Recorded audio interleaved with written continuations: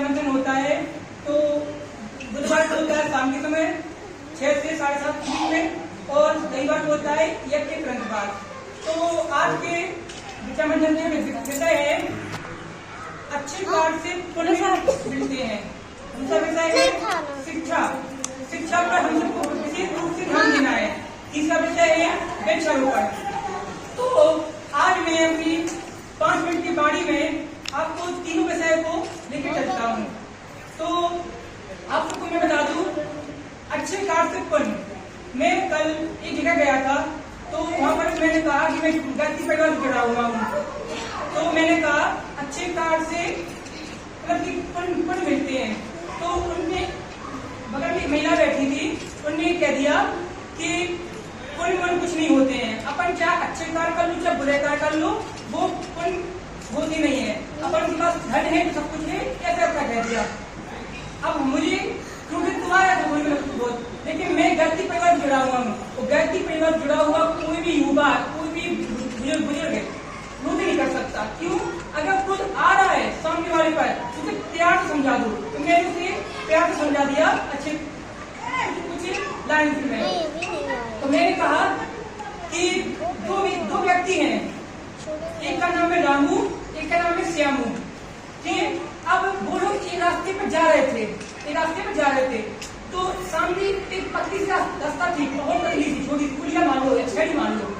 तो उस छड़ी पे गाय बैठी हुई थी। अब गाय वो सुन रही थी, तो अब हमको आगे जाना था, लगा।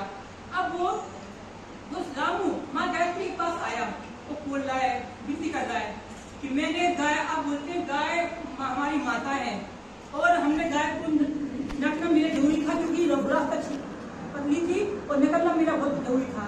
तो मेरे पाँव पड़ती हुई निकल गया मैंने, लेकिन फिर भी मैं आज 5 से 10 हजार की नौकरी करता हूँ। लेकिन जो श्यामू है वो गाय को नाप किया था, लेकिन उसने पाँव नहीं पड़े।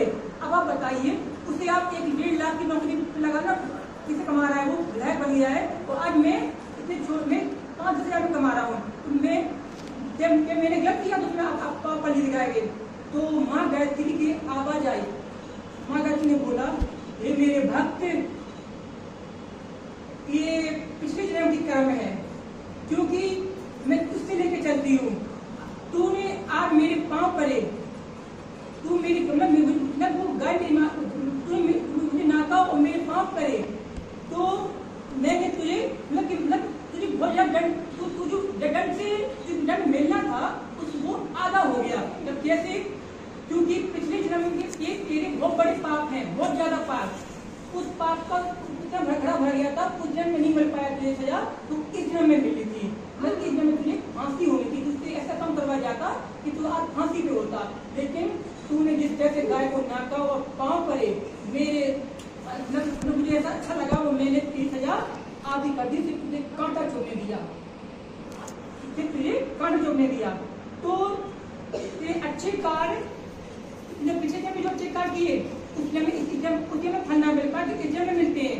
या इस जन्म में बुरे कार्य किए, इस जन्म में अच्छे उसके फल मिलते हैं। या पिछले जन्म में अपने बुरे कार्य किए हो, अगर इस जन्म में अपने अच्छे कार्य करते तो उसके बराबर तुलना हो जाती है। लेकिन उस व्यक्ति ने पिछले जन्म में इतने अच्छे कार्य किए, आज के जन्म में उसे वो फल नहीं मिल पाया। आज उसे प्रधानमंत्री का पद मिलना था, किसे मिला था? प्रधानमंत्री का। लेकिन प्रधानमंत्री पद मिला था, लेकिन इस जन्म में उसने छोटी सी गलती कर दी। उसे 2 साल बाद प्रधानमंत्री पद पर खड़ा होना था, लेकिन उसने गाय को नाप कर पाँव नहीं करके उसने अपने पद इतने बड़े पद से इतना कर दिया है। तो आपकी जो बड़ी गलती थी उसने आपने अपनी जो सजा थी उसको कम कर दिया है। ये है मतलब कि अपन को जब भी मौका मिले, जैसे भी मौका मिले, अच्छे कार्य करते रहिए। ये मत सोचिए कि हम अच्छे कार्य कर रहे हैं, क्या हमें इसमें हानि होगी या लाभ नहीं होगी। आपको हानि आपको लाभ होगा, ये बात क्लियर है।